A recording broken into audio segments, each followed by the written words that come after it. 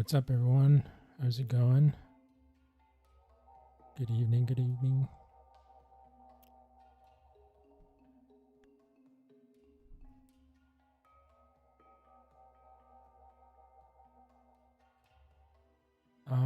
Let's see. I need to get an announcement out really quick and then we'll get started. And my mic stand is not standing up. So I need to sort that out too.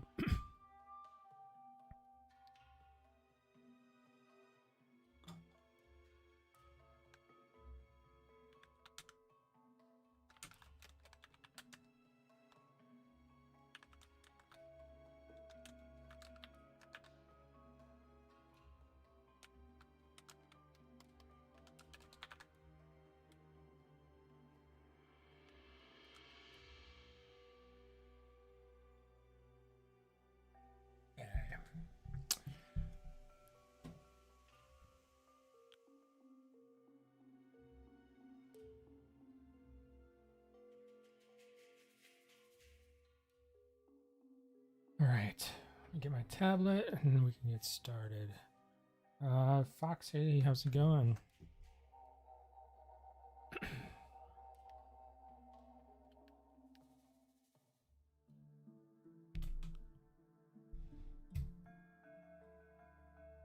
Pop out chat really quick.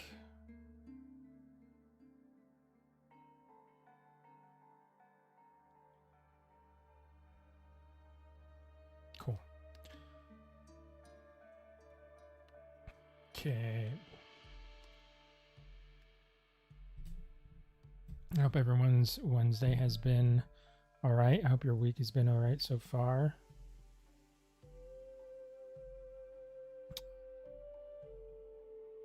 Ace Man, how's it going? Fox, good, and you? I'm doing pretty well. I think today went by pretty well.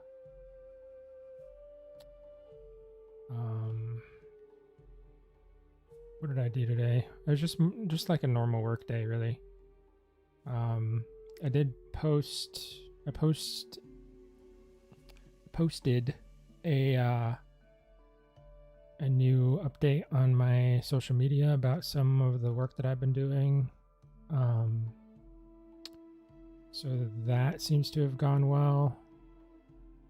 It's been actually a little while since I've updated my portfolios and stuff. So I need to, it's nice to get a new piece of work out there, you know. I need to post a lot. Need to post a lot more. But I need to find time to like actually create the posts. William, hello. Let's see. What were we doing last time? We were working on these feet, I think. So we'll pop back onto those.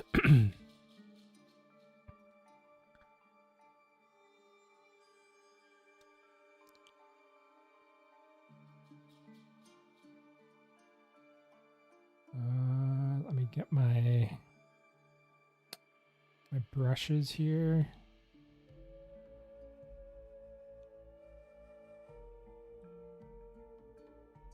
And we'll just kind of settle in for an evening of work.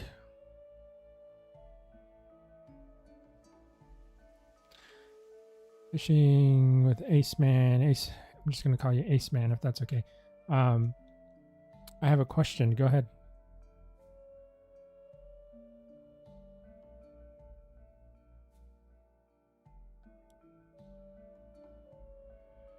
Oh, that's the wrong foot. This is the foot that I'm looking at here.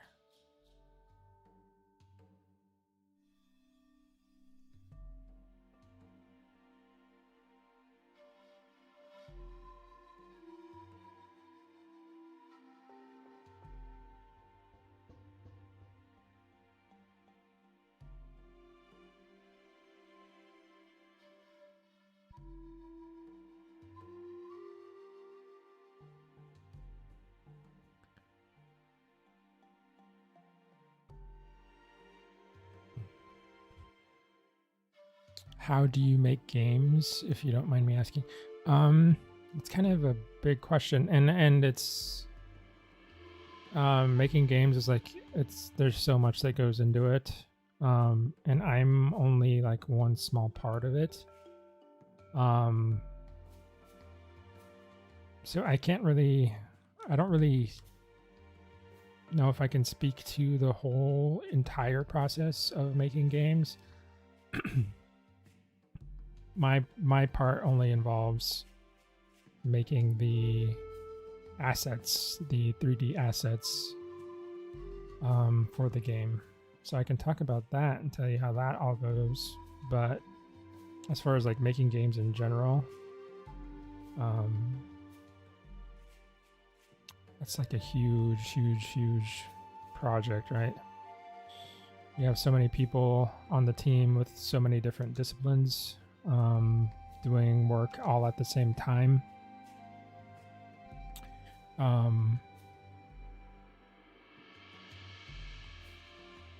real life fishing game. And are you trying to make that all on your own? Like you're like a one-man team doing this?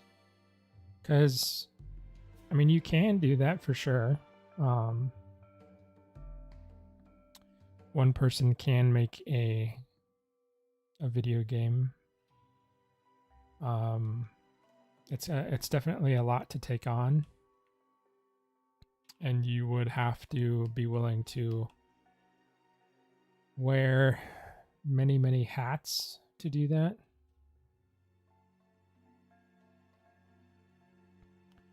So you would need to, you're talking about like programming, you're talking about concept art, you're talking about UI, animation, all of that stuff would be something that you would have to accomplish on your own in that case. I've definitely seen people do it. Like I think the guy that made what's the game? Stardew Valley. I think it was just him working on Stardew Valley, which is a very complex game.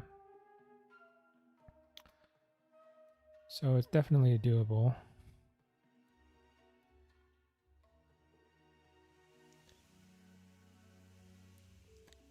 But a fishing game sounds cool. I do enjoy fishing in other games, but they're not like fishing sims, you know.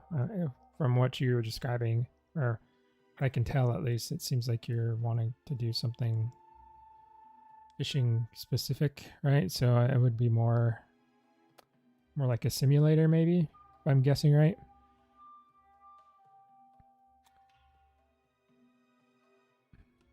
You need one more person. I see. What is the what is it that you're missing? Like who is the person you're looking for?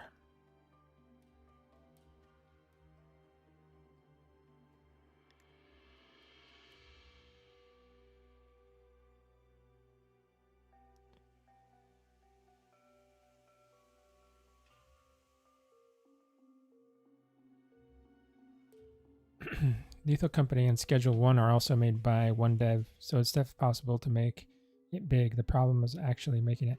Yeah, those are also two really good examples, William. I think it all boils down to the idea, right? Like, if you have a solid idea and it's fun, right? Like it's got a good feel to it. It's got a good loop to it. Really anything is possible because you can really style a game as like visually, you can style it pretty much any way you want. Lethal Company chose that sort of PS2 kind of low res aesthetic, which I think really works well with it, and it has the added benefit of being fairly simple. Like you have to play to your strengths, right? Like if you're a single person and let's say you're more focused on programming, but you're not so much focused on art. Well, it might be advantageous for you to pick a very simple art style that is appealing, but is also not super hard to achieve. That way, you're not like asking yourself to that way you're not like overloading yourself. Basically, it's very important to stay realistic in projects like this. Make sure that you're not biting off more than you can chew, really, at least for the stage of development or like the skill set that you're in right now. I think that's probably what kills most projects, is like just people like over promising, or like and maybe it's not even like over promising, because nobody may even know about your project, but it's like getting too big, letting the project grow too big for what you're capable of at the moment, with your current, maybe it's your work schedule, maybe it's your skill set, maybe it's your maybe it's technological limitations, who knows what the limitations could be, but making sure it aligns with what you're making sure it's a realistic goal, essentially. Smogsy, hey, how's it going? How am I doing? I'm doing okay. Doing well. I think subconsciously I'm trying to keep my voice down. I might be a little softer today, because Tifa's in my room and I don't want her to notice that I'm streaming and then start barking. So far so good. She hasn't really noticed, so I think we're fine. But if she wakes up and she realizes I'm talking to the computer, she might start barking again. So fingers crossed.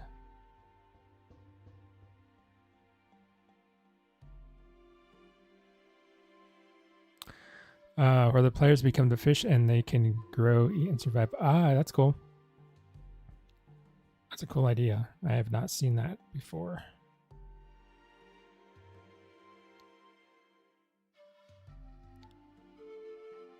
Alcazar. I was playing the tech demo last night.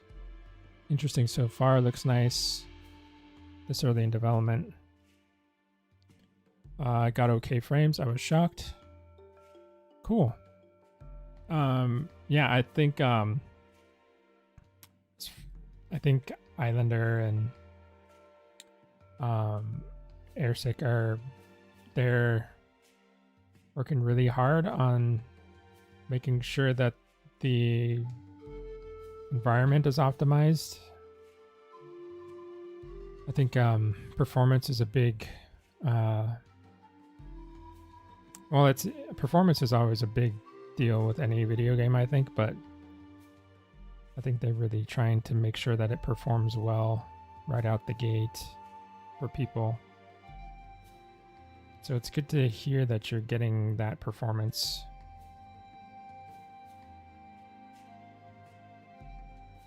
It's just a matter of time until she starts. Let's see. She's in the corner in her little bed, hanging out. So.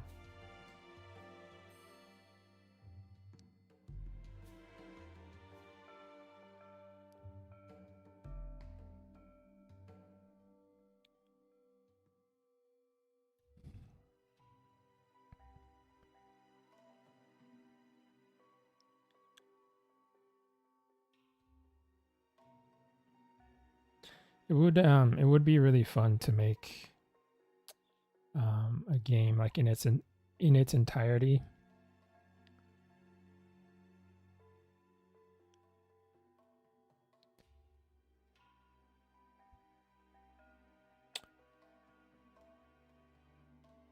Something fun and like simple, like very kind of self-contained would be fun to try. I have lots of little game ideas that kind of sprout every now and then. A friend and I started developing one a little bit further, but it's been a while since we've worked on it.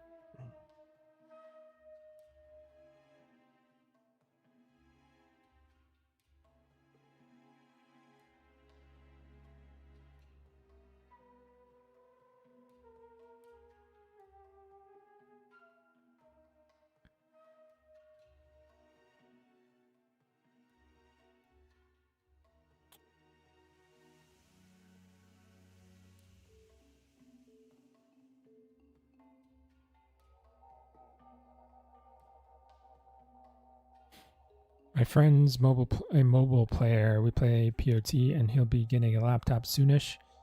And I'm hoping this will be his first game outside of POT. I see. Cool. Yeah, I hope it all works out. I hope he is able to get some good performance out of his laptop, and you guys can play. That sounds like a lot of fun.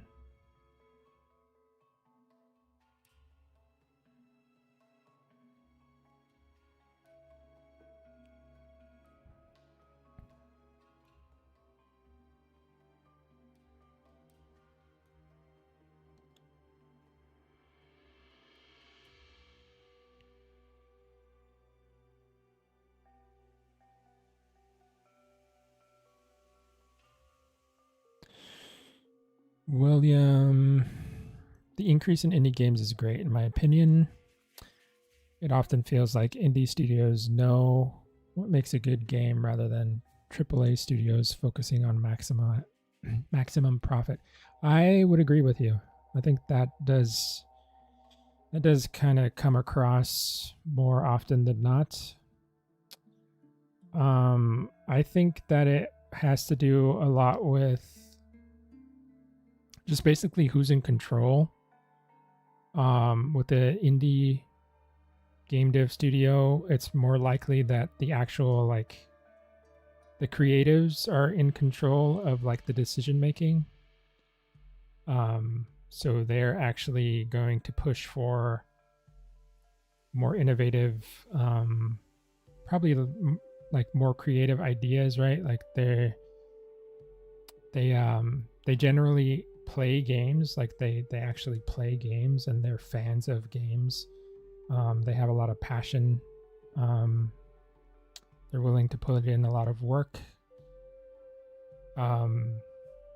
It's when you get into bigger budgets and bigger studios and teams that you start to get the sort of like corporate aspect of things coming in, where your people are kind of more worried about how much money the game is going to make, and when people are worried about money, they tend to be way more conservative, or like the ideas as far as what games will work and what doesn't, and like all of that stuff tends to get watered down. It's just kind of sad.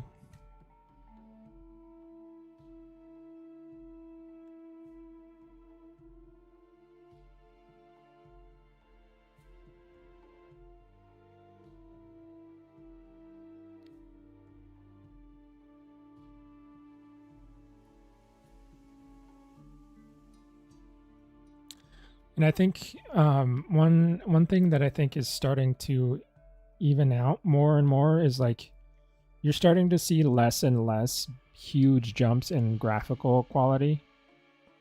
Like used to be that like the latest generation of games would be like head and shoulders above any other game that was out there in the previous gen as far as the way it looked. Like, you can really tell the difference between like a PS2 game and a PS3 game, and then a PS3 game and a PS4 game.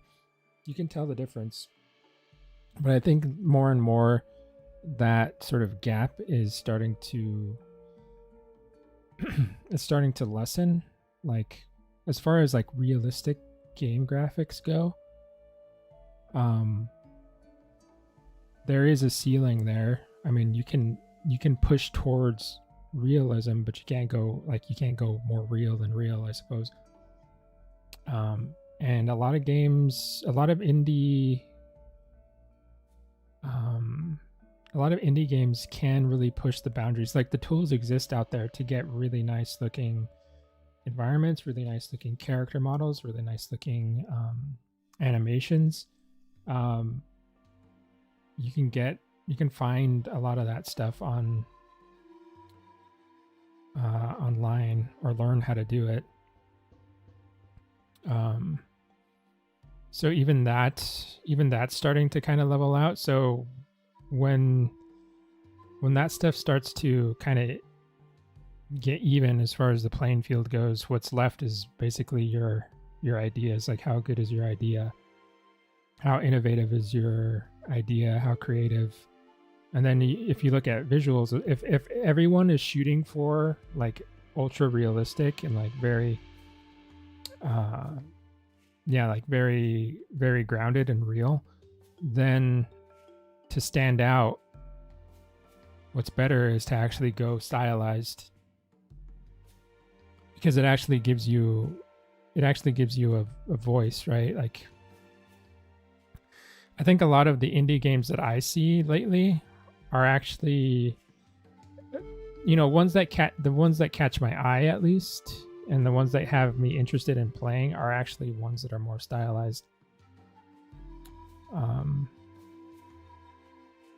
I enjoy playing those and like just seeing how they put those together.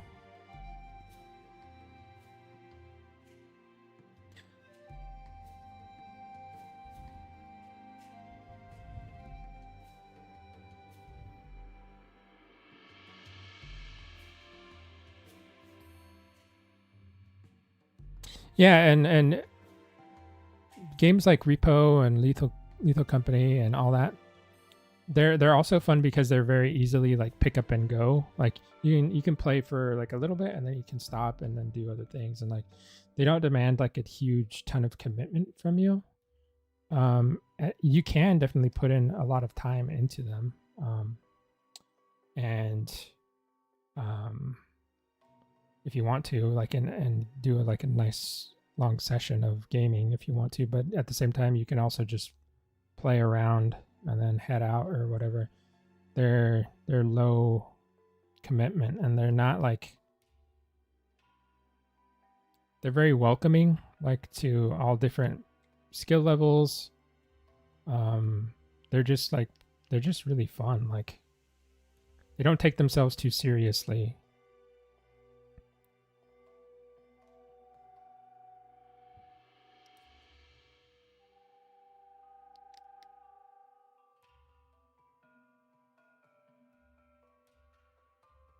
That's pretty refreshing, I think.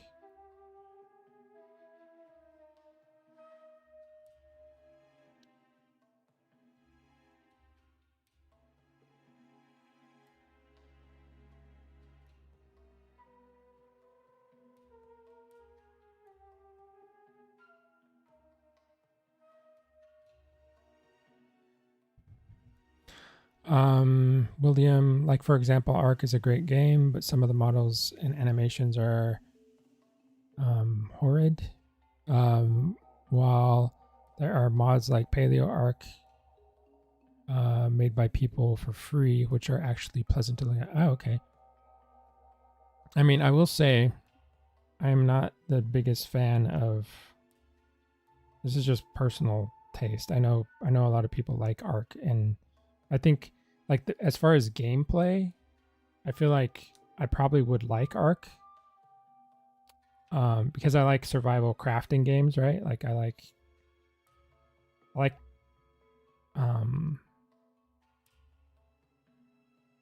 I like exploring open worlds. I like crafting stuff. I like unlocking new tiers of like gear, and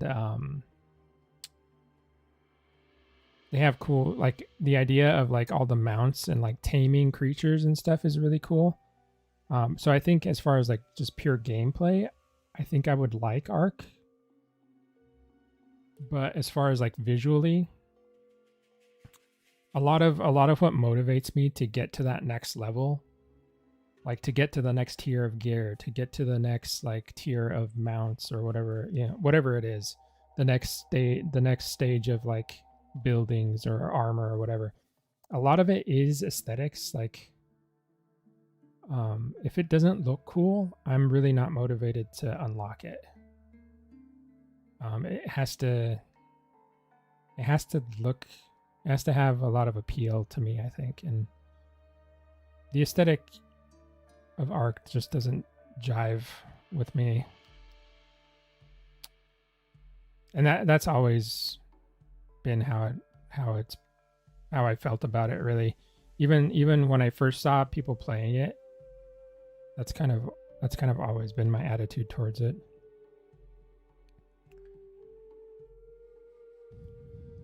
But if there's mods that kind of relieve some of that, then that would be cool.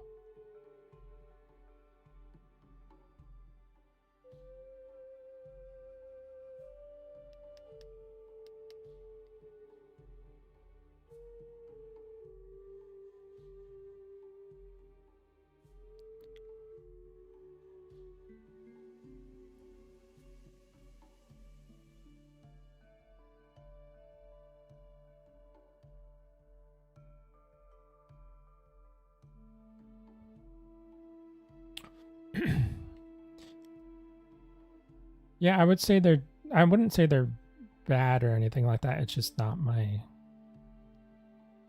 when it comes to dinosaurs and like creature design, of course I'm pretty nitpicky. So like it doesn't need to be realistic necessarily. Like when it comes to dinosaur based creatures, it doesn't really have to be realistic, but I think some sort of there's just something about the design language that doesn't fit with me. I guess I'll put it that way. Like a good example for me at least would be Monster Hunter. Like Monster Hunter has lots of dinosaur based like anatomy in its monster designs.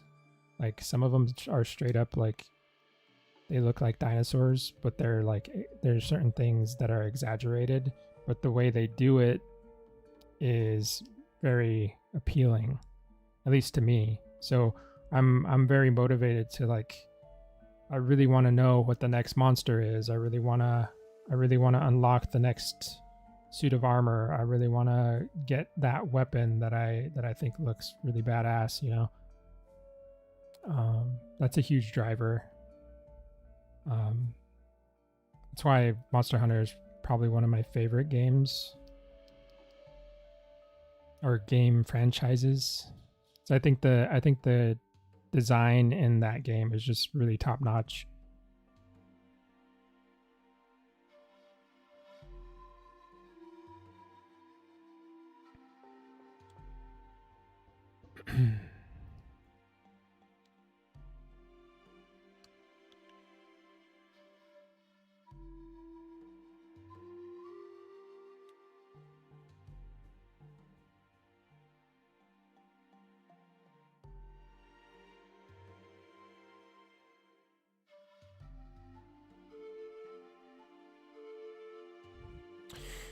Have I played any of the Monster Hunter Stories games?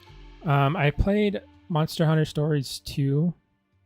I played, I think, a good portion of it, but I'd never finished it.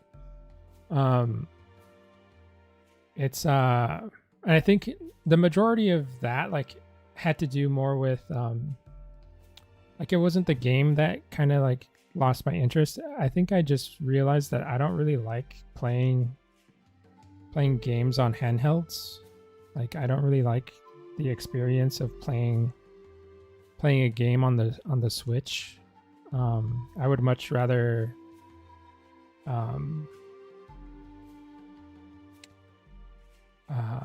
play the game on PC, or maybe I'm not sure what it is. It's just something about the Switch that I just I don't gravitate to. But I'm really happy that. So I really want to play Monster Hunter Stories 3, and I'm really happy that it's going to be on Steam.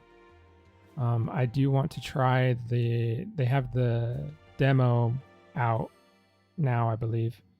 So I really want to try that.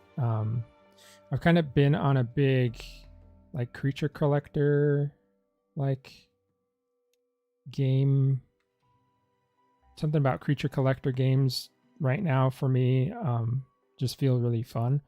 Like I'm currently playing through Digimon Stories Time Stranger right now. Having fun with that. And then I am looking forward to Monster Hunter Stories 3. There's another one that's coming out soon.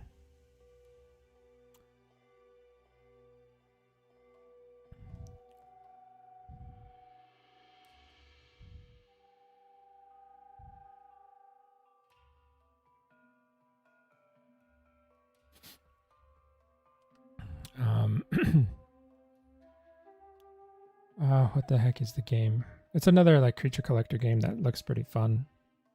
I think it's more focused on multiplayer though.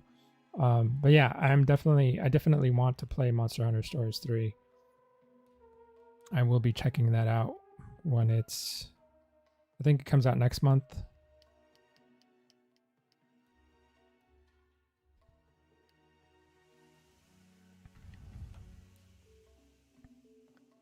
Okay, let's save this because I'm about ready. I think I'm about ready to add scale details on this.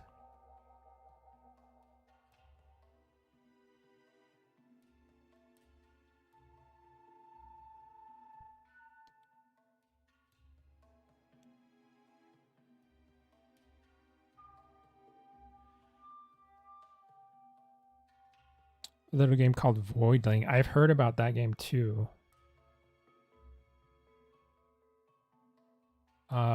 That one did look interesting as well.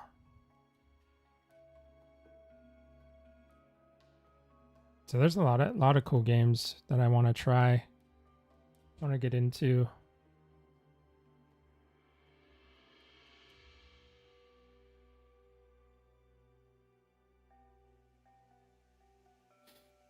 I was a little worried because Monster Hunter Stories and Digimon Time Stranger, they're turn-based. And I was a little worried that I would not be into the turn-based combat, but I'm actually really liking it. It's been a long time since I've played a turn-based like RPG. Very, very long time. I think the last like strictly turn-based RPG that I played was like Final Fantasy X. It's the last one that I played, I think. So yeah, it's really cool to kind of go back to that style of game. I think I did really miss it. And I'm glad that it feels so good to play.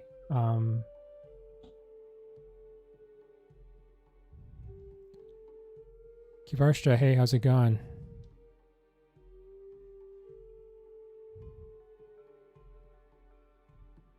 Yeah, the baby monsters are really cute. Super, super cute.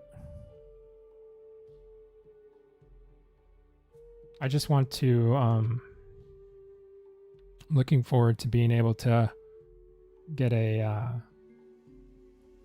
Glavenus as a monstie and be able to ride him around. I think that's going to be a lot of fun. Glavenus is by far probably my favorite monster.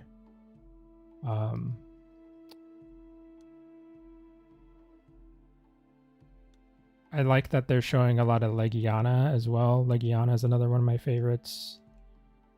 Yeah, there's a ton of good monsters in there. I am also trying to like not look at anything. Like I see online, like on YouTube, they a lot of people are already like starting to play it and like starting to put out like walkthrough stuff, which I kind of hate that. Like I kind of wish like everyone would just get the game at the same time. That way I wouldn't have to like put on blinders when I go on YouTube, and then like see everybody's play, everyone who gets a game like a week ahead of time or something, a month ahead of time playing the game. It can be a little bit annoying, but I'm doing my best. I think I've done a really good job of not letting anyone spoil my, like I don't really know what's in the game. Like I know there's Rathalos, obviously, then he's always in there. And then there's Legiana. I know there's I saw a trailer and I saw Glavenus like wearing armor. But I think other than that, I don't know too much about who's in there. So I'm trying to keep it that way.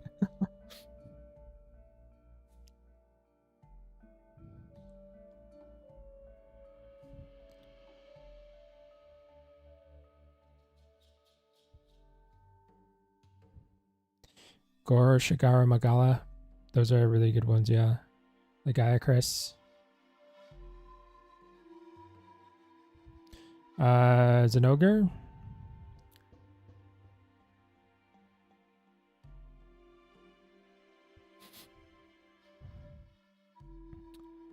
Yeah, there's like I have my little select number of monsters that I would consider like my top favorite ones.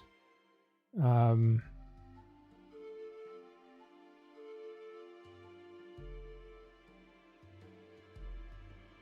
I kind of like to separate the monsters from the like the regular monsters from the elder dragons. I kind of think of them a little bit differently, but like my favorite elder dragon, my top two would probably be Nergigante and Elatrion.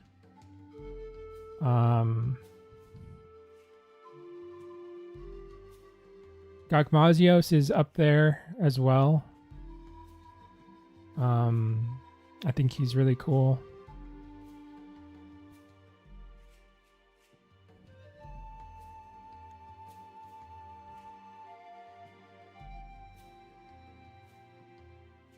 Oh, Seregios is another one of my favorite, like, regular monsters. Seregios is...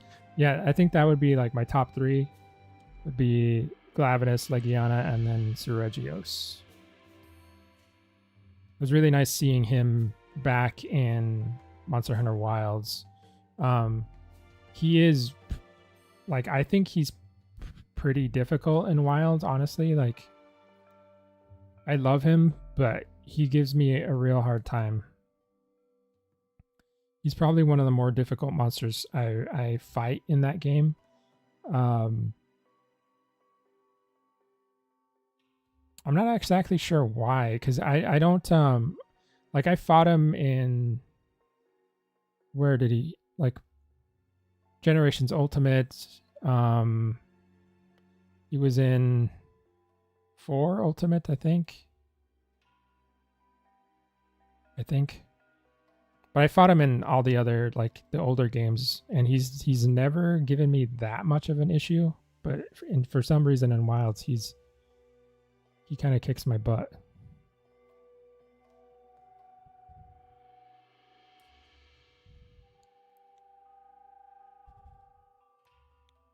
Giganox is a cool one. I do like Giganox. He's a cooler, definitely a cooler take on the gross like worm, leech worm thing, right? I prefer Giganox to Kezu any day.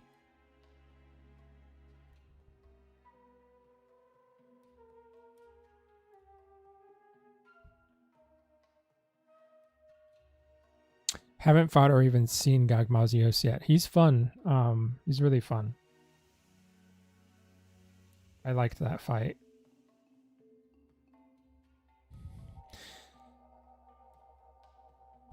I will say I'm not a huge fan of the armor.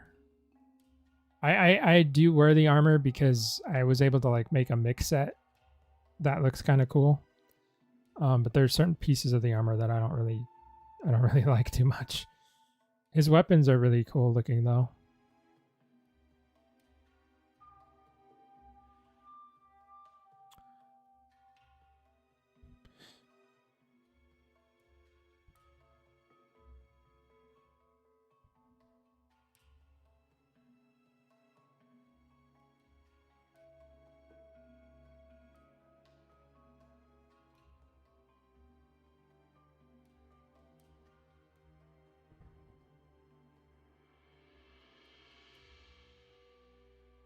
Duramboros.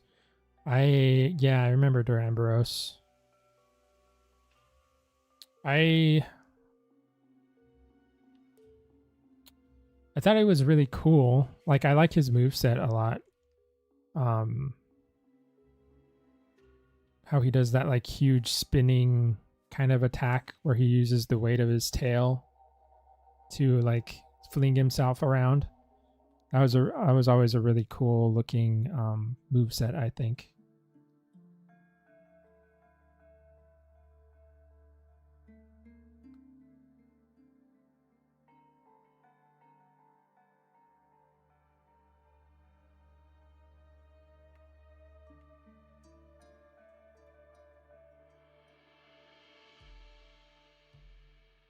Yeah, he eats himself everywhere with his tail.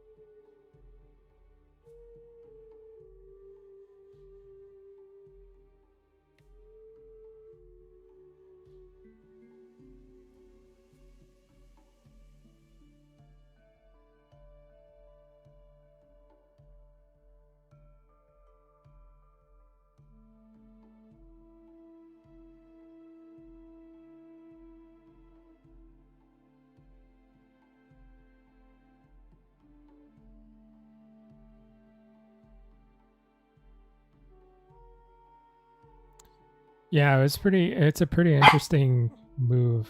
There she goes. She's awake. She has awoken.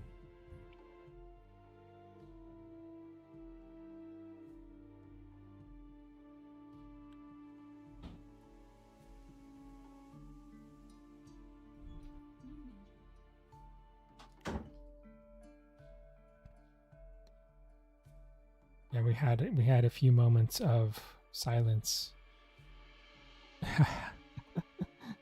Yeah.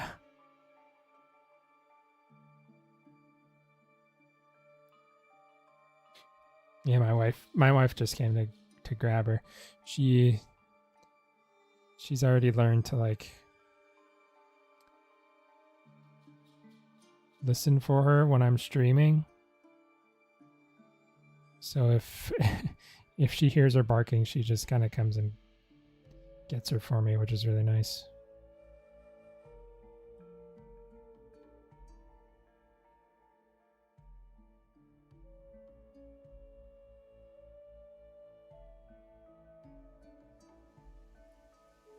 Yeah, I did not know that we were migrating things to 5.7.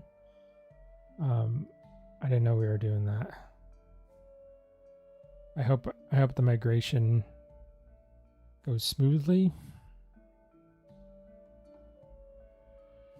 Seems like could be potentially tough to do.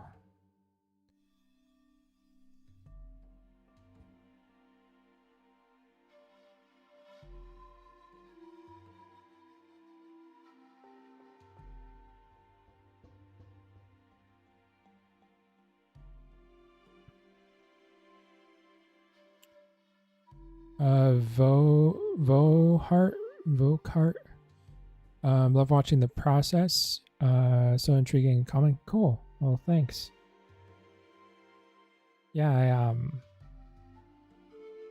I think that when I watch other artists draw or paint or whatever, it also has a kind of calming effect on me as well. I like watching those types of streams like after like a really long day at work. I usually and I put those kinds of streams on and kind of like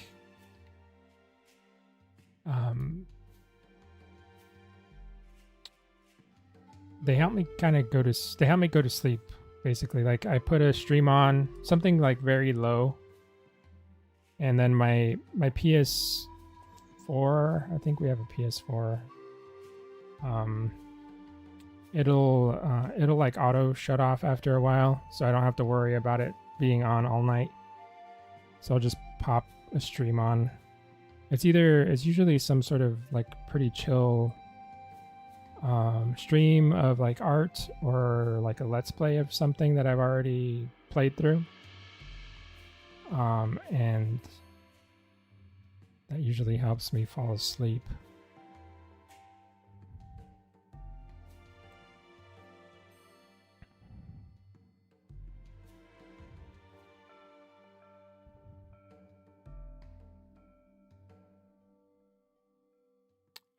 Yesterday I was watching somebody.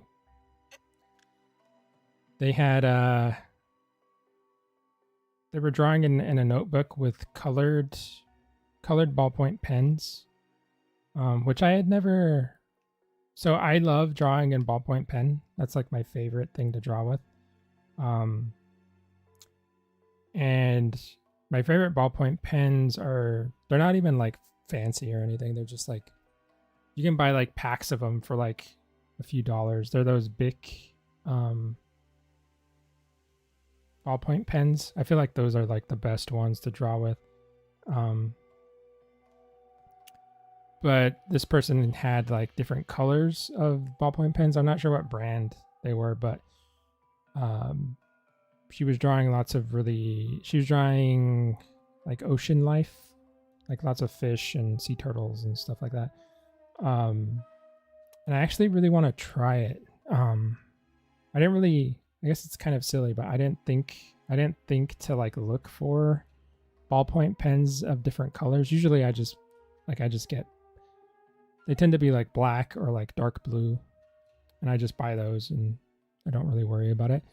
But the colored ones that she had look really nice to try, because she was actually able to get some very, very cool like blending of colors with the ballpoint pen and the way that she was hatching, and the colors from the pens look really nice. She was almost like able to paint with them, if that makes sense. Like her application of the ink on the paper was very painterly.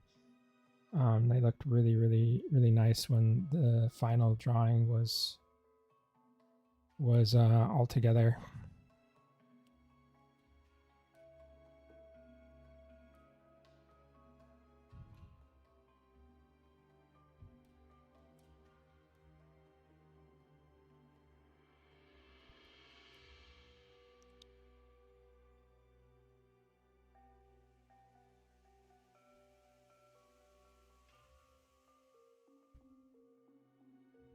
Kazir. I like listening to movies while I draw, and it's funny coming back to my art the next day, looking over everything, and I can remember what part of the movie I was watching while on a certain. Yeah, I have exactly the same like associations with stuff. Like, if I'm there are certain paintings that I look at, especially for work, like because I paint all day.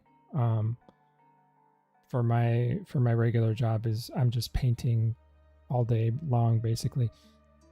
So while I'm painting, I have like podcasts, I have movies, music, whatever, whatever I kind of meander onto during the day. But there are certain paintings like when I look at them, even years later, I can still remember what I was listening to and what I was watching. So that association of like a movie or a song or like a certain podcast or like a video game walkthrough, it's like, tied to the game, to the painting or whatever I was doing. It's pretty interesting that effect that occurs, I suppose.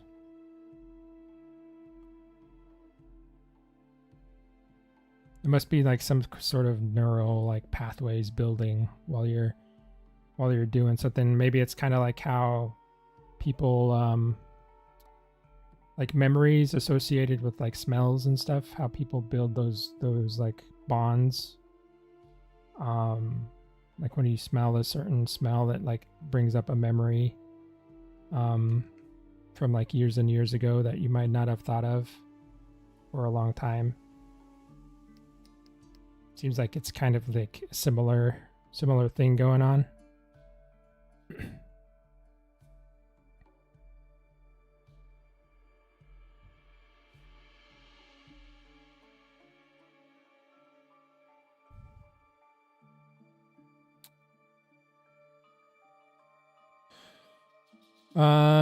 Rar, do you make the patterns for dinos or is somebody else doing that? I also do that. I do make patterns. Like you're talking about the skin design. I do that. I've done it for pretty much all the dinosaurs that we've done so far. But we do have a couple other people I think who are also making skins. Like Yaroslav made several skins for the Puru, for the Orano.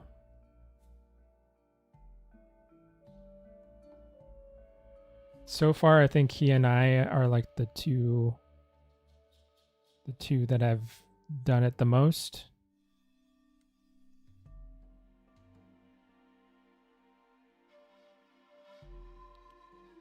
But he's like, Yaroslav is like exclusively a skin design artist, whereas I'm more of a generalist.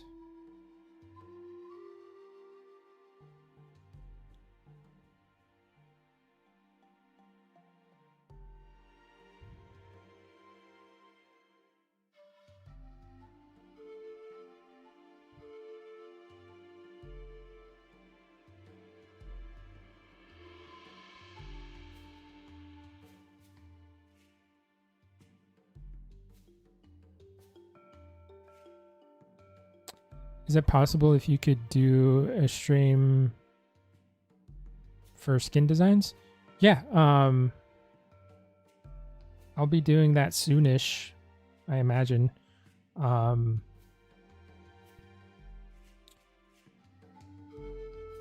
Maybe not, like probably in the next few streams I'll be getting into some skin colors, skin design stuff. There is some there's some details about the skins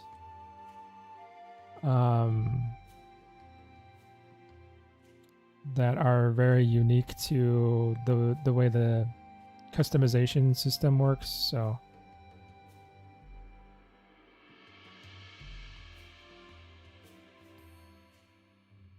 I might have to do a little bit of, well, actually, now I remember it pretty well. I was like, I might have to do a little bit of review before I do that, but we were like, I feel like I hammered it into my own head like super hard when I was doing the Purosaurus skins. So I feel like I'm pretty good.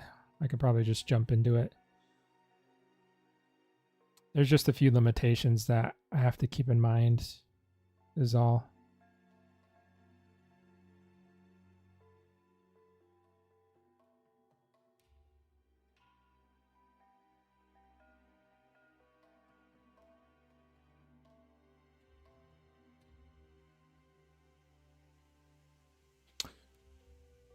How did the knuckle scales end up? Did the upsize look off, or was it all right? I think I scaled them up slightly. I think it looked pretty good.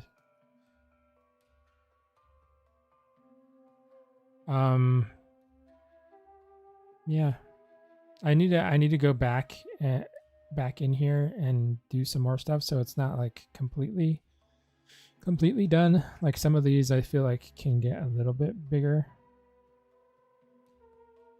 like this maybe, but I kind of got distracted because I was playing with the stager, and like all of the additional detail that was kind of unlocked by being able to scale up my model.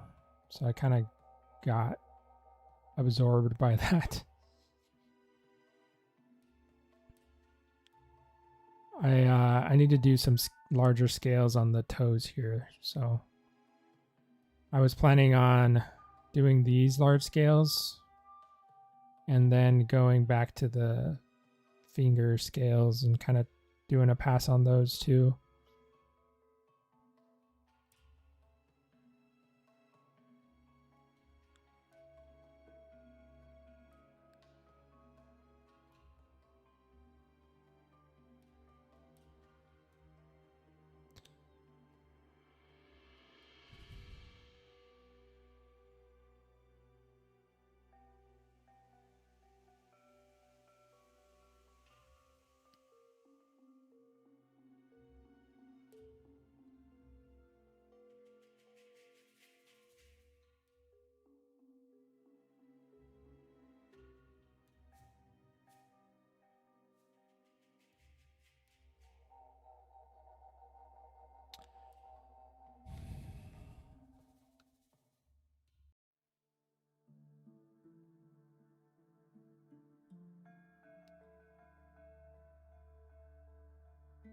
This little bit of overspill I gotta clean up.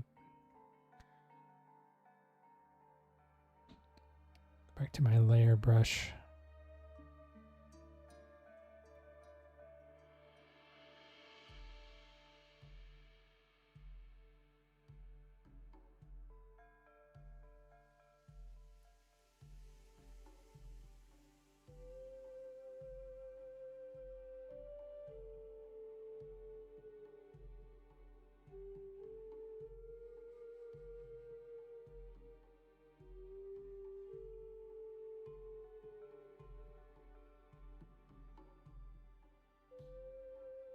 William, sorry, didn't you answer before?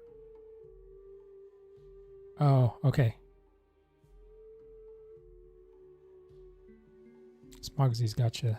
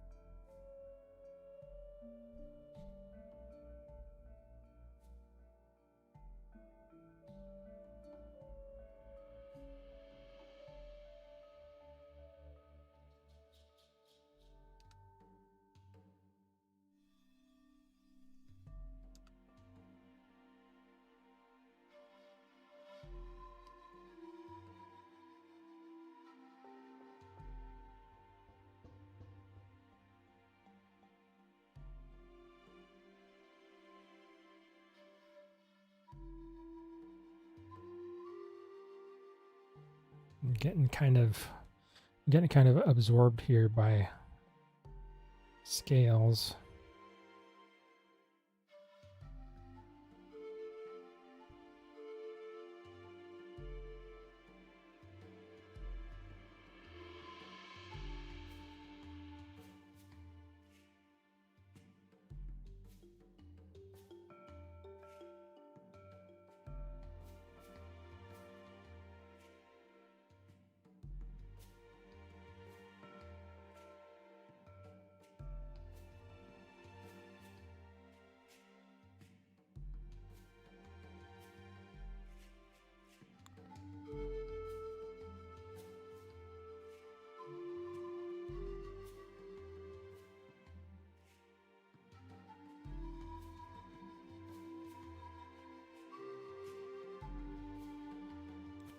I feel like these little areas of webbing are going to be probably a challenge when it comes to baking out the maps. I hope not, but usually tiny, like thin parts of meshes like that can be a pain to deal with, because the way the meshes export maps, the way they bake the maps, one side of the texture can bake onto the other side because the mesh is so thin. It can be a little bit of a back and forth to make sure it's correct.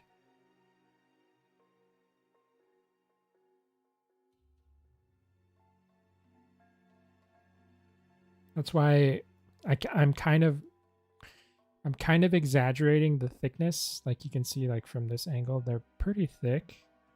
I think much thicker than like a real like webbing would be, right? But I kind of need to do that because of the baking issues.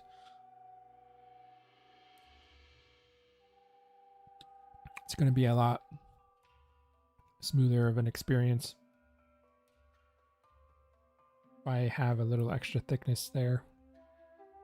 And in game, you won't be able to tell that they're a little bit thicker than they should be.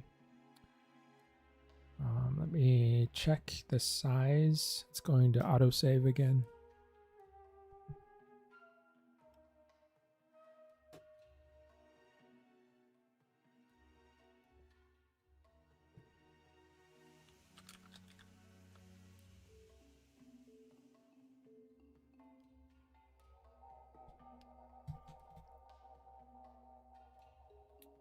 Let me check this. Switch targets.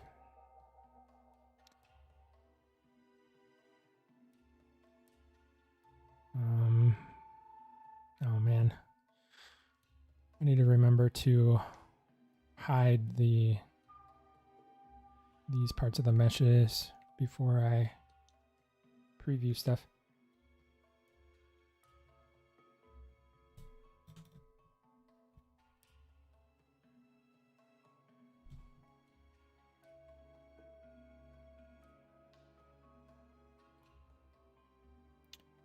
I think it's going to be cool. Like, it's kind of hard to envision sometimes when the model is in like T-pose like this, because some parts can feel a little unnatural.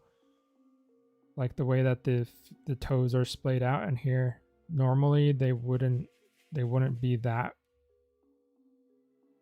splayed out. They would be much closer together. So I'm trying to like visualize what things are going to look like when they're like in game. I think it's going to be pretty cool.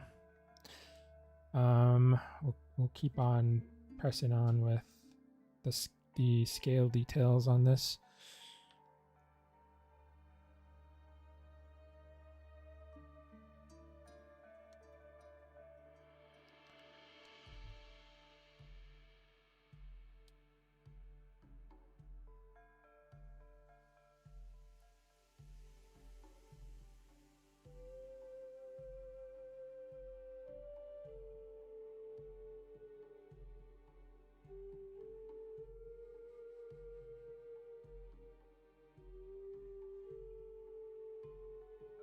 kind of reinforce. So when I add scales onto the model,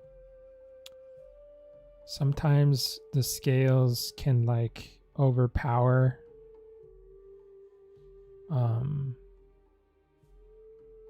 some of the main wrinkles that I had. So a lot of the times I have to come back in and just kind of reinforce stuff. Just want a little bit of that to come back.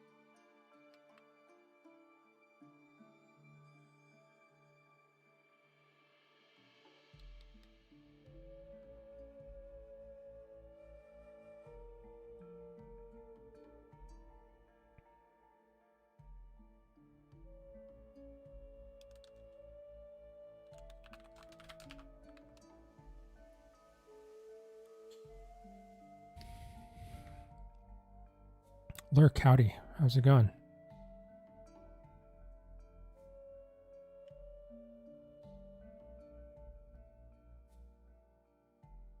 Okay, so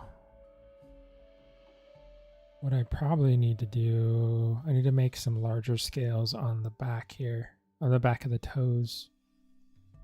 So I need to get rid of some of these ones down the middle here.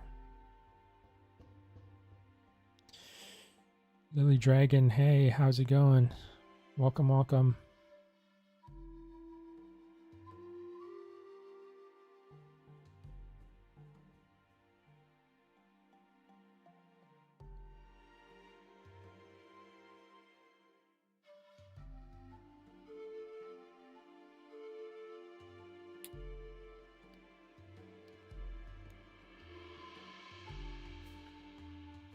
For those of you who are just joining in, I am currently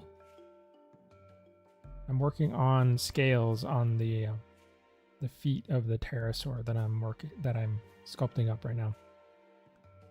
So we're very much in like the high detail phase of the model at this point.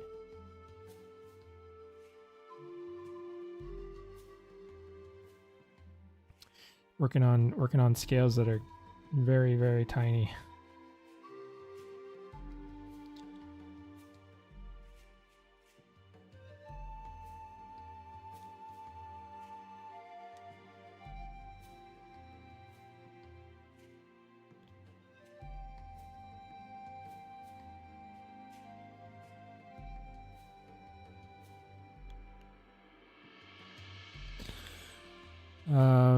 Lily Dragon, this model looks really cool, by the way.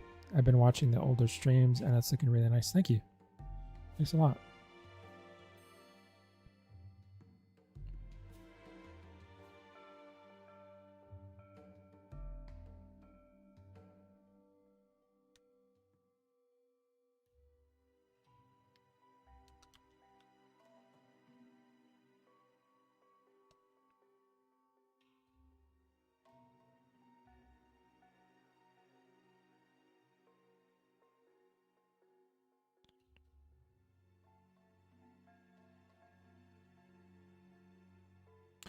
I was recently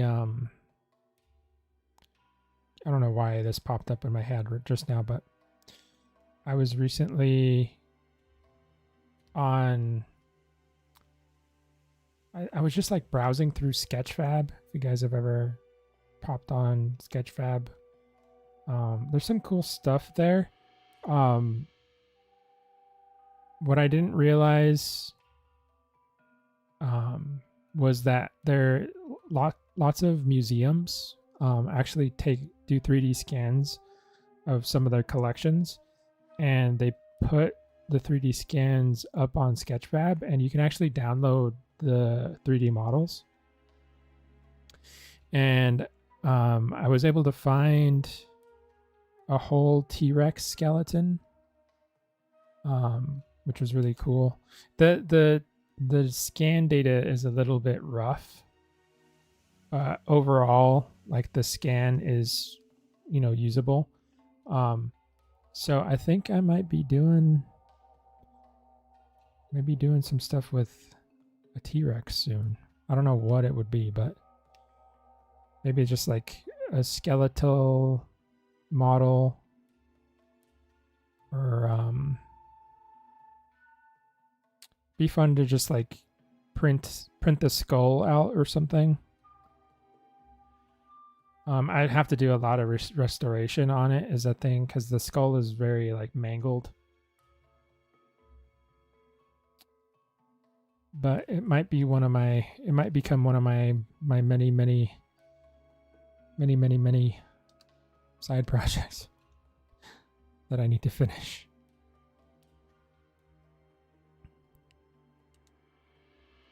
Oh my gosh, it did that thing again.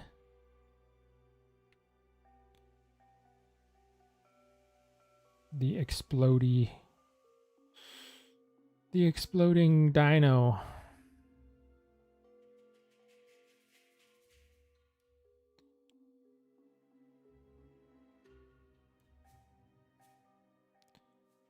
We're gonna have to load a hold on. Before I do that, I'm going to gotta save these tools that I've got.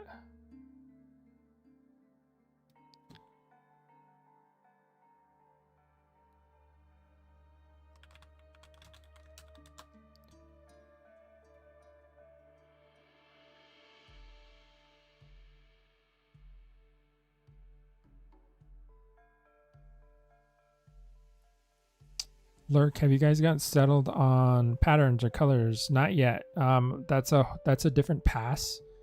It's going to be a separate concept art pass on the model. Usually do that. I mean, it kind of depends. I don't have like a very strict, like it has to happen like in this order. Sometimes I do it like very early. Like we could have done color studies like right after the concept art was done, and before we even started modeling, like we could have done color studies and stuff. So it doesn't have to be like a specific order. It's just the way that this model unraveled, that's how it ended up happening. So we'll get to the coloration stuff soon.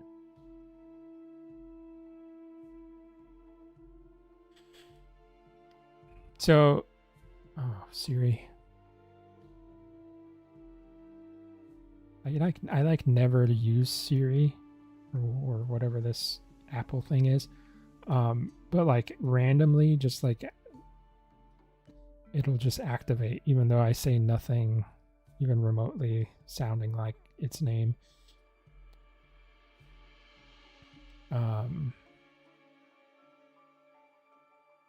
Okay, so it seems like there is a bug. There is a bug with the stager. So we have to be aware of this bug and make sure that we are working we are working in such a way that doesn't cause us to lose progress, because the stager stuff is valuable. Like I think it does help me. The issue is that for some reason it explodes the mesh, and we can't have an exploded mesh.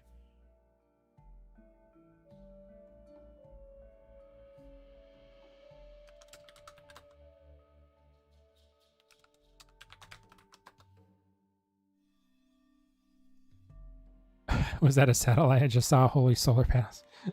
Yeah, that's a new design for solar panels, pterosaur shaped.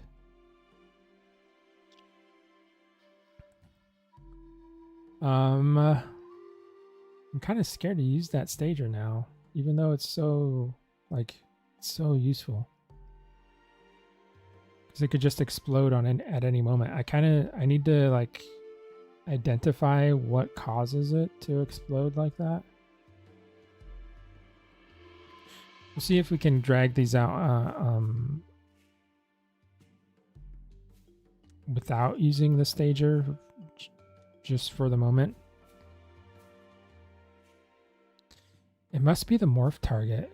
If I delete the morph target and then store one, I think it's the morph target.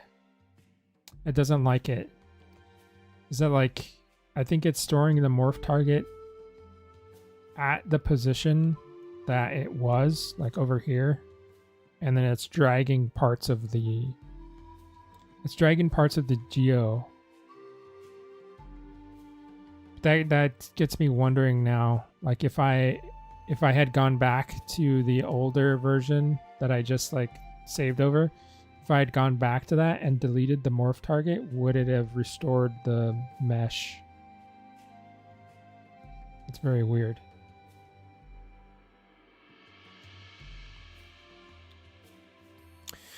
The weirdness of ZBrush.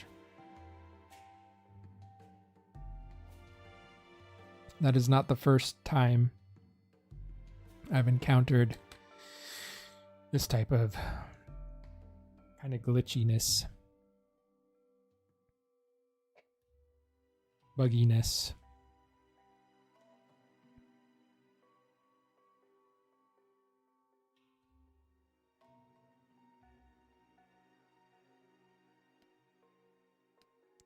It's like one of those things I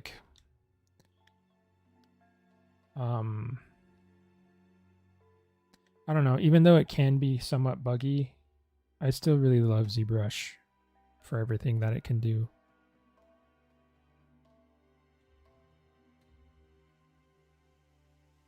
And I mean, to be fair,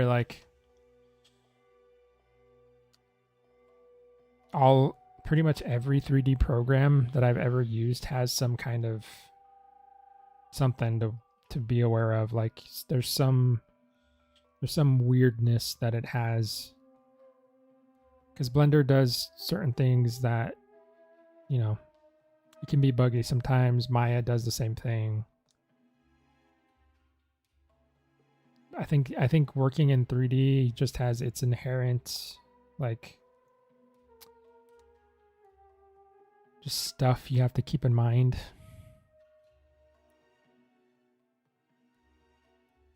Programs aren't perfect.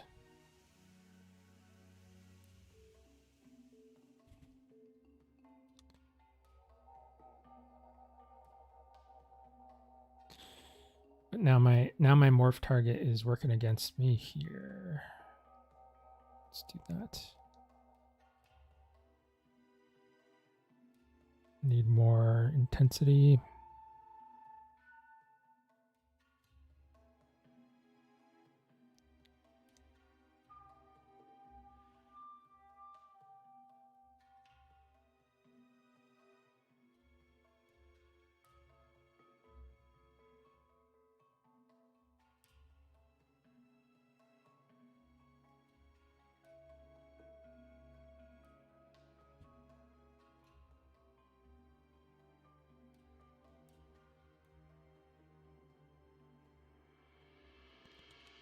What was I talking about before my model exploded? Oh, the skeletons that I found. Yeah, there were a surprising amount of museum like fossils that you could download.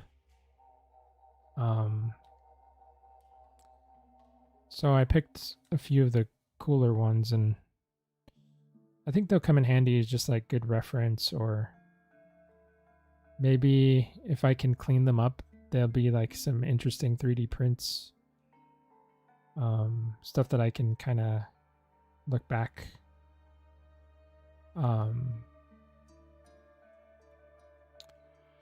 back on for some ref later.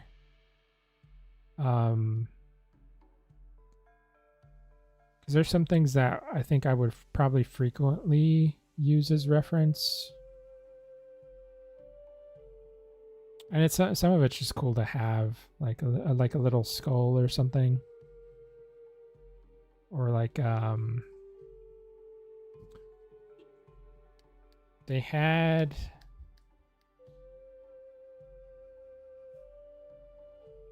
I think it was like it must have been some sort of shark tooth. It'd be cool to print out.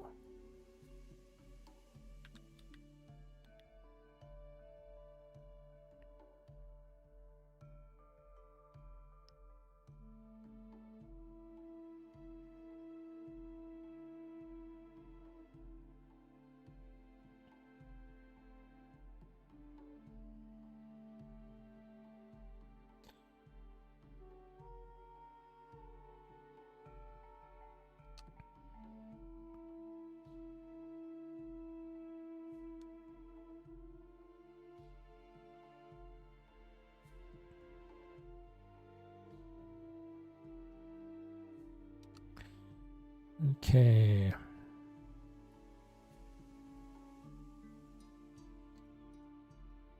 So we got 3 more toes to go.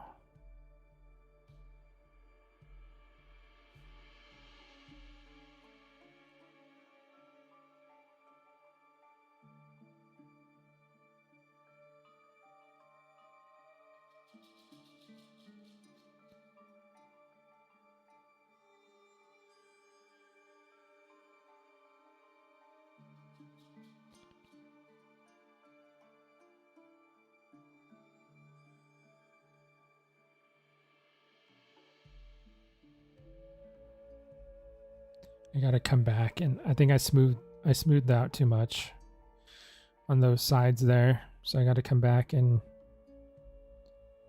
reapply those.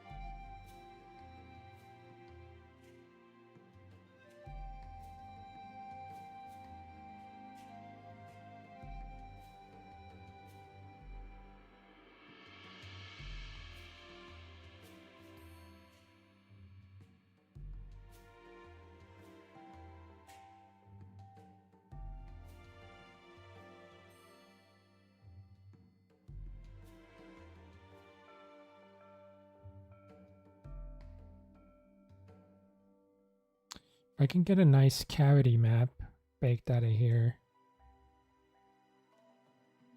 I think this area is going to look really nice with all the scale detail.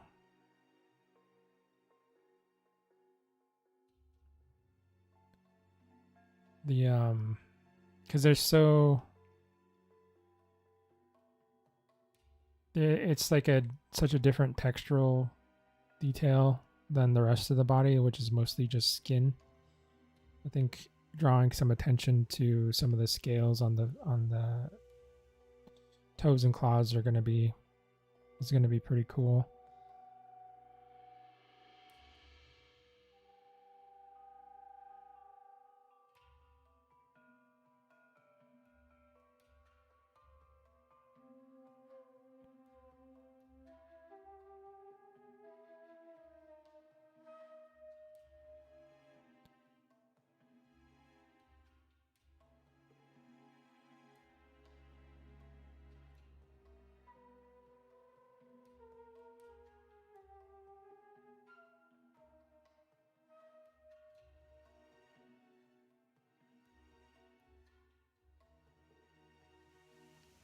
Okay.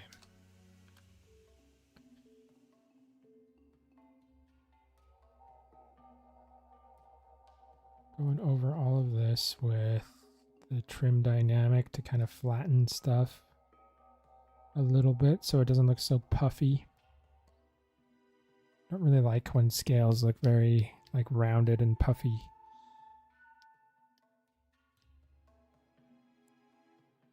Okay. I'll save it right here because I think I might need to go back into the stager.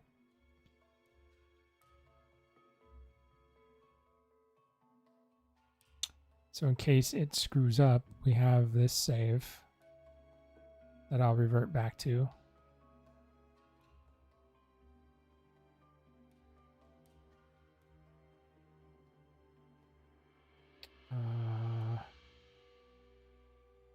Still have this stager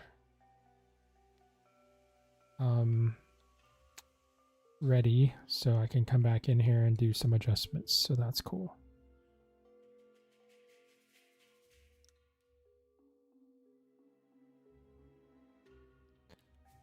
Do a little bit of hand sculpting now, just to kind of blend things in.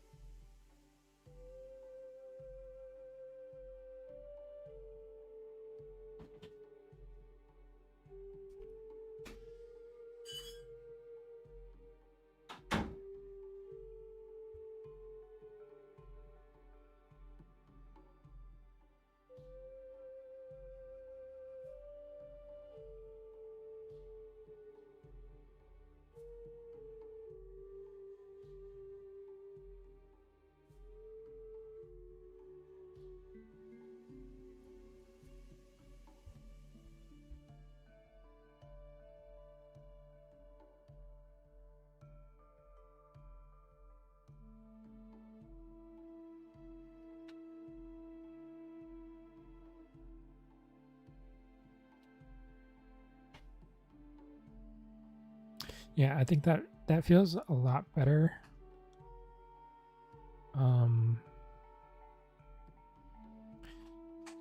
I definitely need to do this to the hands because I feel like there's something. Just needs to be more integration between these types of scales and the smaller ones. I think that's what the hands are lacking right now, so I definitely need to do this up there. I think I'll be much happier with them once I do that.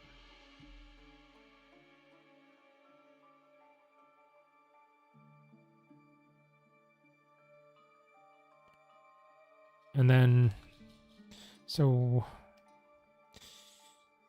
you kind of have to do like a double pass, because carving in is one part of it, but then building outward is another. So coming back and doing a little bit of like random raising the surface just a little bit here and there. It helps a lot.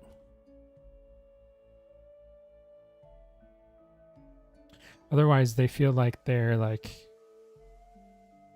just feel like carvings. They don't really feel like scales. Sometimes you can get away with just the like outlines of them, but most of the time I think it's better just to come in and do a secondary pass of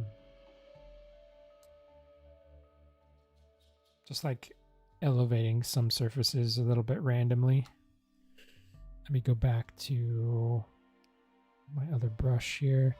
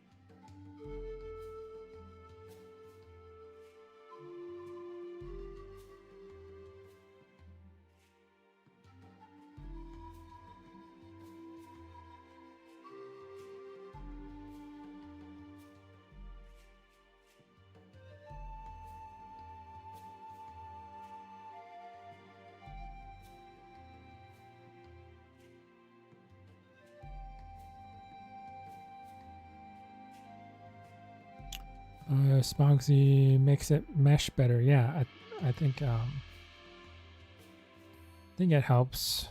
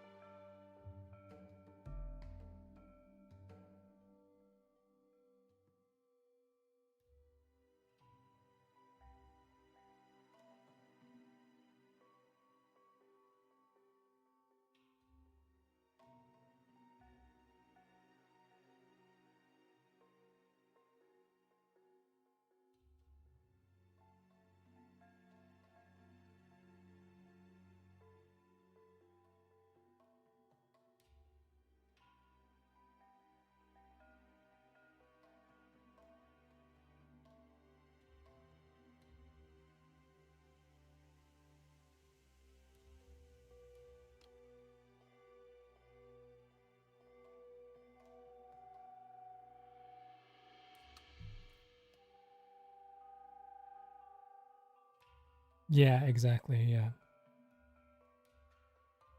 I mean, sometimes there are definitely like abrupt transitions in scale patterns. Um, I think I lean more towards like gradual transitions in a lot of my stuff, though. Um,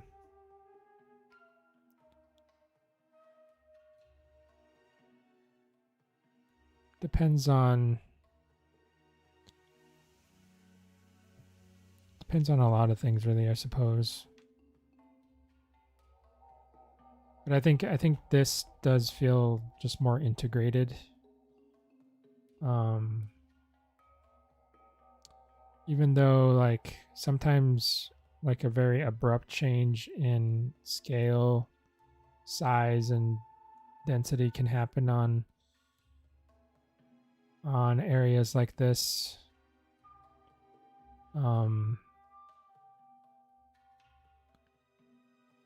I just think sometimes it can feel too, especially on a dino, it can feel too fast.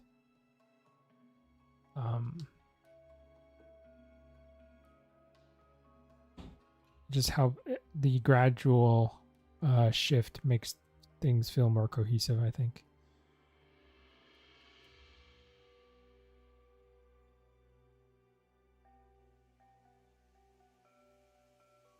I think the area to play with, like very fast changes in skin, like scale size and shape, is usually like the face. It's probably, that's a good way, a good area to do that, because it adds a lot of oh no. What? You done with your food?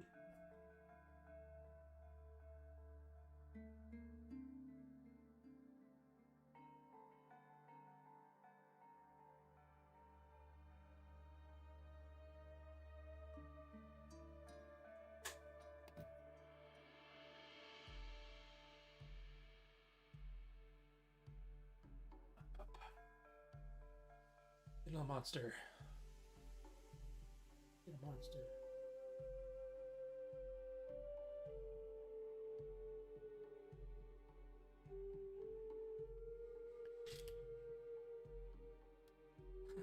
Step on the buttons.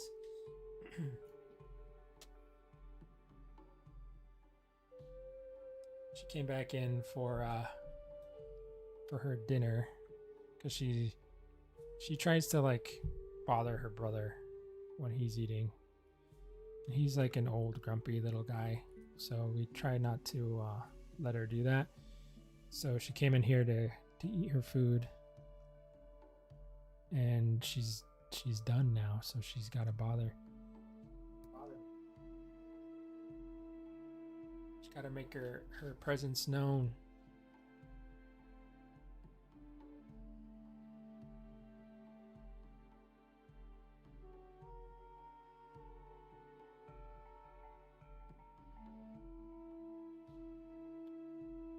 She's gonna fall asleep now.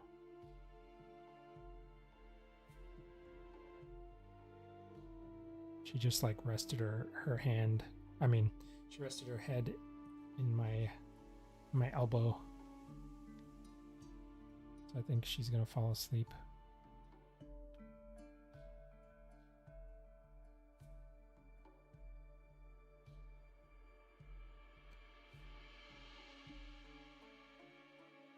As long as your nose doesn't press any of the buttons on my tablet, we're fine.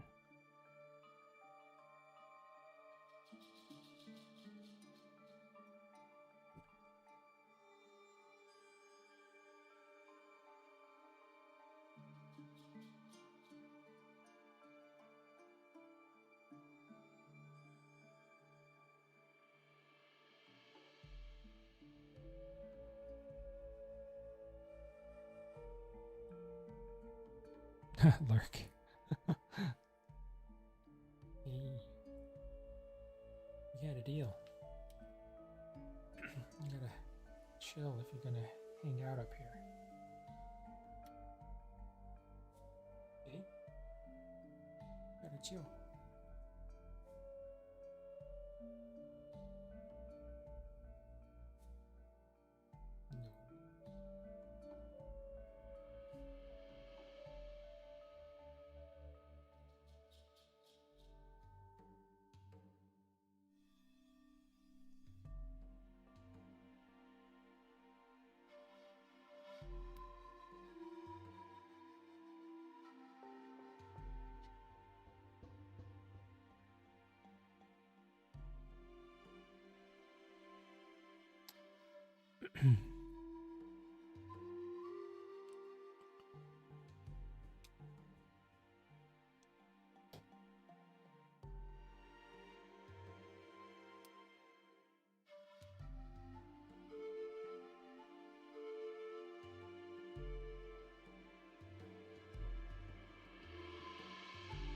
I'm pretty fortunate that she hasn't figured out how to jump onto my desk.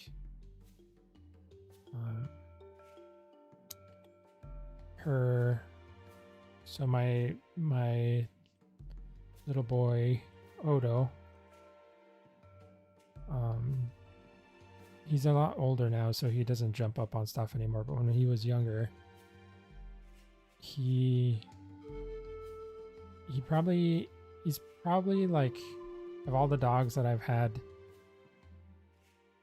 he's probably the one that can jump the highest.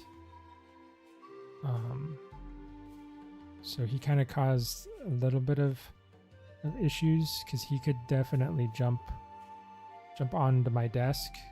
And there were a few times where he'd like walk over my keyboard and stuff like that. There was one time,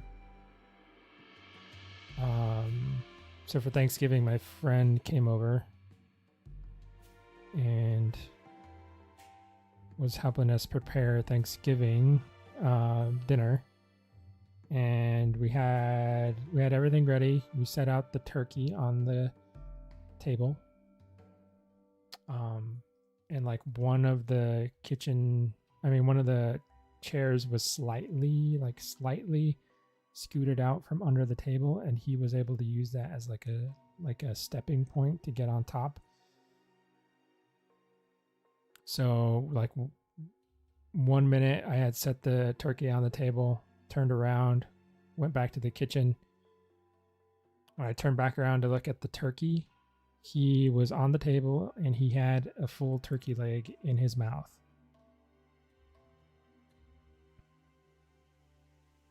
And he immediately like jumped off the table and like ran away. So I had to chase him down and grab the turkey. Well, I mean, most of the turkey leg he got, but I was able to get the like bones away from him at least, so he couldn't chew them up. Yeah, it was like, it's pretty funny because he's a tiny dog. So you can imagine this little dog with this giant turkey leg on either side of his mouth. You know, he's just running away. Little thieves.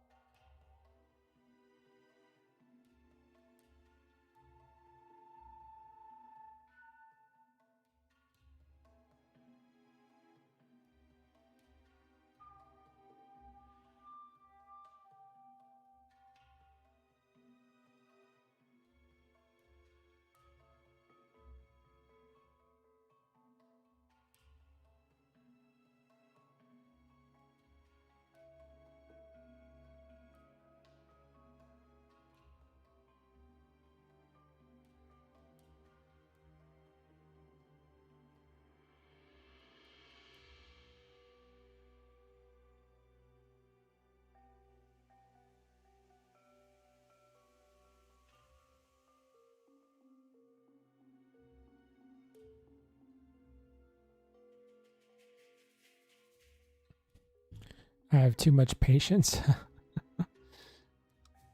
Sometimes I feel like I don't have enough patience.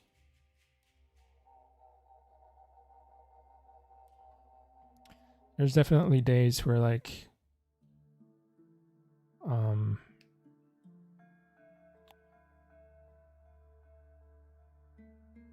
definitely feel like I rush stuff. And it's taken a while to build up this amount of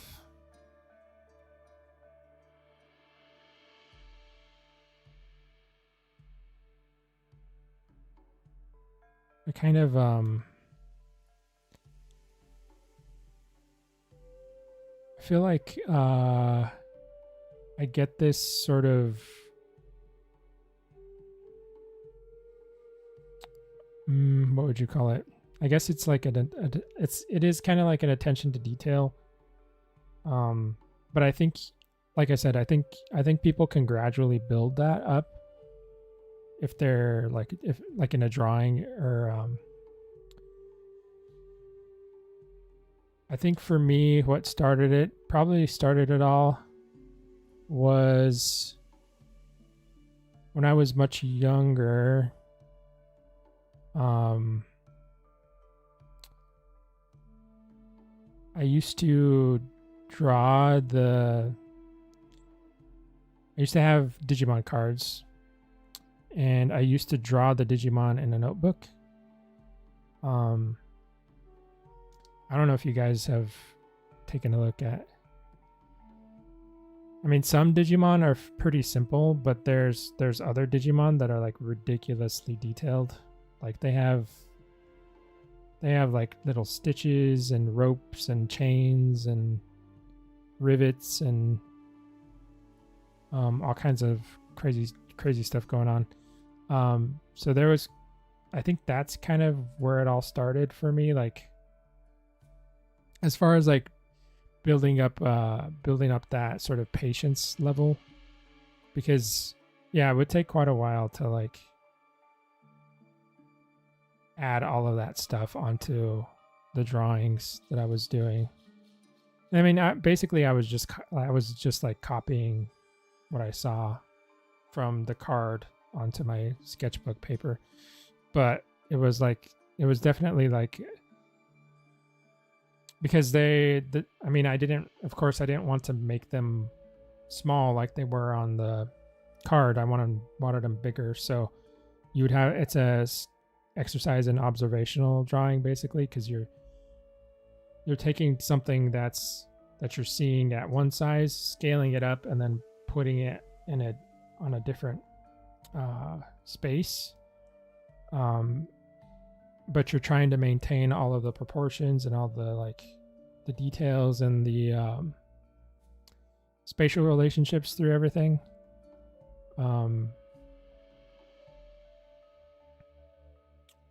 It's a pretty important skill to build up as an artist. So like I didn't realize that's what I was doing when I was doing it. But looking back, I'm pretty grateful that I kind of accidentally stumbled on that, because it really helped me out later. Like in college when I was doing figure drawing, it was much the same experience, because you're looking at a model up ahead of you, and then you have your easel, and you're trying to take the model and put it on the easel. It felt very familiar, that type of drawing, when I finally got to do it in college.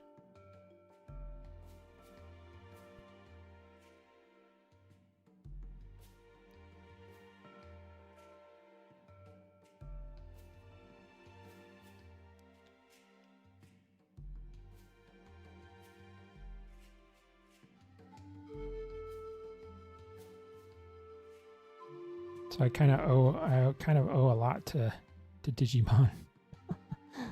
my love of Digimon.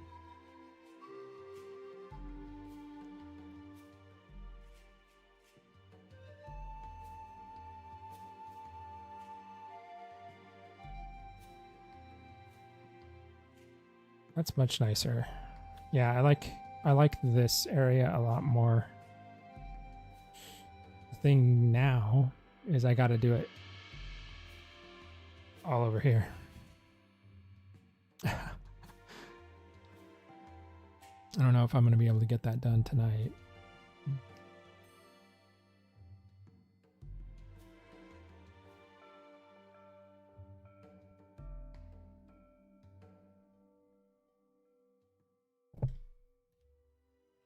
Have you had a chance to play Time Stranger? Yes. Yeah. I've been playing it. I don't think I'm very far in it. I actually don't know. I just unlocked the ability to digivolve my Digimon to ultimate level. But I have really been liking it so far. It's quite the leap. Like so the last Digimon game that I've ever played, the first and last Digimon game that I played was Digimon World, the first Digimon World game on the PS1. So to go from that to Time Stranger is pretty crazy. But I really like it so far. I like seeing all the familiar faces and all the new ones as well. Some pretty cool Digimon that I'm assuming that they're like new Digimon like introduced with Time Stranger, because I mean there are a lot of Digimon that I probably haven't seen, but these ones I don't think I've seen anywhere else.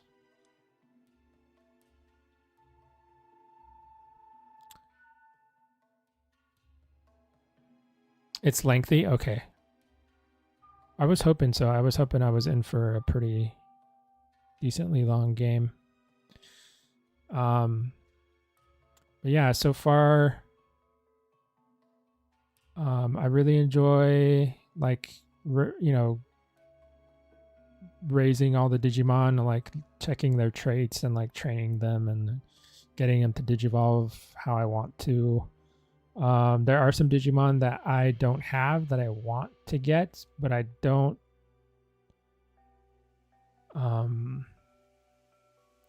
I need to like find a place where I can battle and like get enough data to convert them. I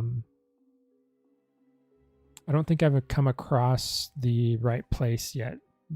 I'm hoping I stumble upon like a place to fight and get them.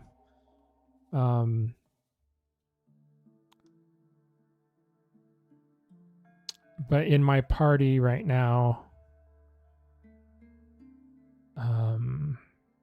who's in my party right now? I have a War Growlmon. I have a Mega Seadramon.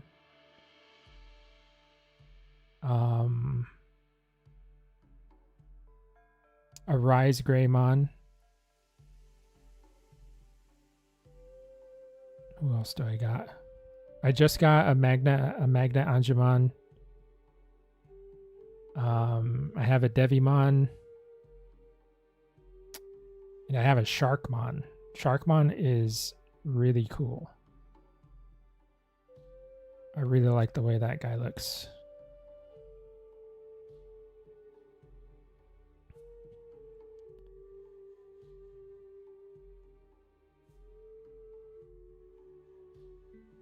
Most of your team is skull variants. That's pretty awesome.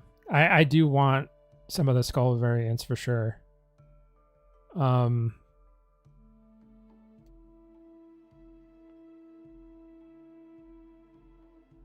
think I can digivolve. Well, I can't get to mega level yet. So, but I do have a Mammothmon.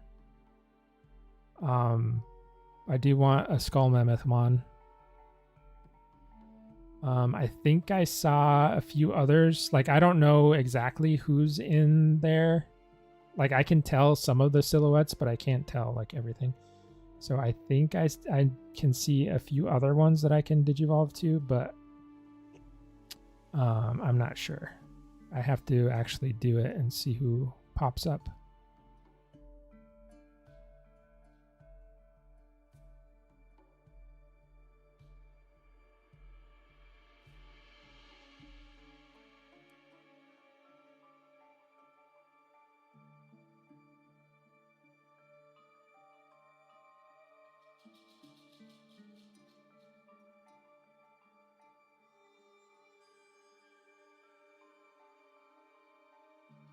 But it's like, it's so hard to choose because there's so many Digimon that I want.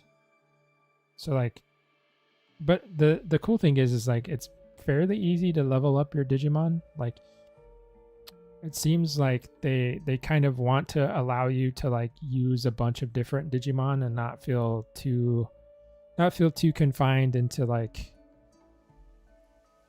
you know, I can only have 6 of them and I can only use these 6 in the whole game, you know. They it feels like they kind of want to allow you to jump around and swap out your team fairly often and all that stuff. So I think that's really cool.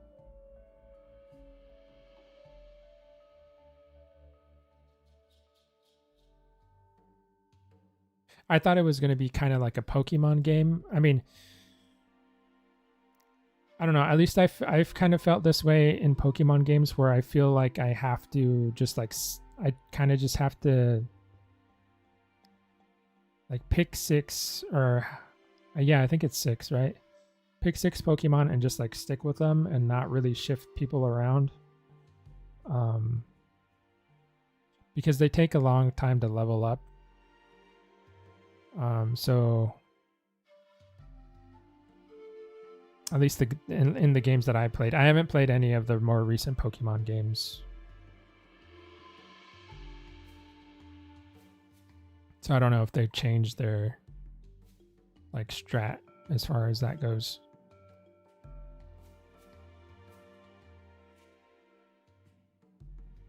But yeah, I'm pretty excited. Like I feel like Time Stranger has gotten some pretty good reviews, right? Like it's pretty positive reviews that it's gotten. I feel like it's probably the most positively reviewed Digimon game that I've seen.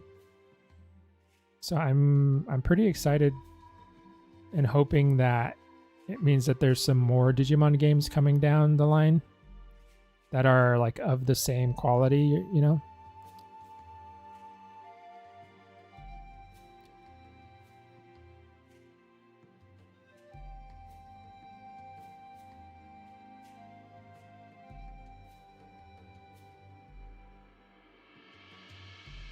Pokemon is always slog for leveling. Yeah. I mean, I kind of felt that way. And it was like that was like the biggest bummer because I really like I didn't feel like I knew enough about the Pokemon to like decide which ones I wanted in my party, but it feels like it kind of makes you decide fairly soon. But I kind of wanted to shift things around. Um so I'm glad I get to do that in Digimon.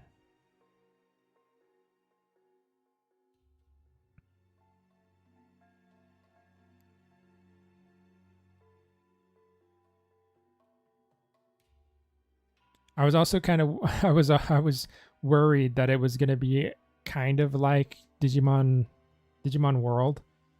Um just because that's like the last Digimon game that I had contact with, right? Digimon World was a pretty punishing game, especially like in terms of raising your Digimon, because if you made one mistake, you were pretty much screwed, and you would just like you would invest so much time into raising your Digimon, and then you would like do one care mistake, and it would just digivolve into like a Numamon or something, or it would die. Um, and then you'd have to start all over again. I don't think I didn't finish that game. It was very hard. At least what I remember of it was very hard.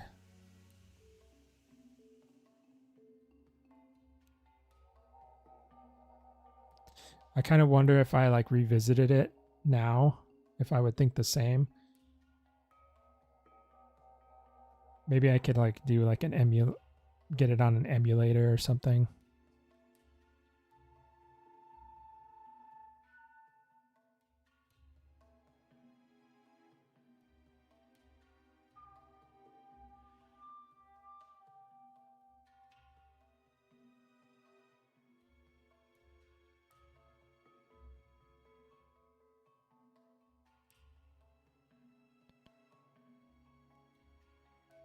Okay.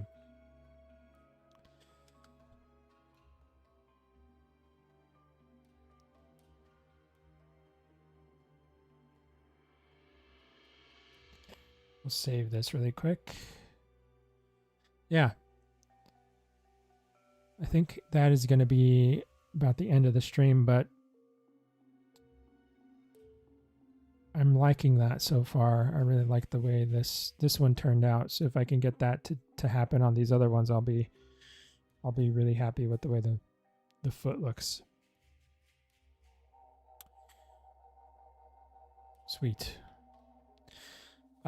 Okay, guys. I will see you on Saturday. Saturday is the next stream for Echoes stuff. So, yeah, I'll schedule stuff and I'll make an announcement on Saturday for the stream. But I'll see you all on the weekend. So have a good rest of your week, and I'll talk to you soon. Bye-bye.